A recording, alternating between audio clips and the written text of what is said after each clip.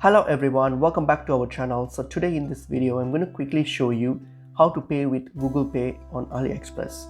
So let's get into the video. So firstly, open up AliExpress and log into your account. If you have an account, you can just log in, and then what we're going to do is just simply add an item to your cart so that we can get to the payment page here. So I'm just going to add this to my cart or just buy this item. So just browse any item as you normally do when you want to make an order. So just do that, hit on continue, and then I'm going to what I'm going to do, I'm going to send this. So select all my shipping address and all those informations here.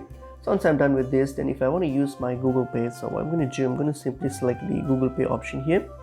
So what I'm going to do is simply select the Google Pay option, and then once I'm selected that, I'm going to hit on buy with GPay. So when I hit on buy with GPay, this will take me to my Google Pay option here, where I just need to do an update my payment and verification in Google Pay. So simply hit on it and confirm your payment and verify it, and then that's it. Your Google Pay will be used for this transaction, and that's how you pay with Google Pay on AliExpress.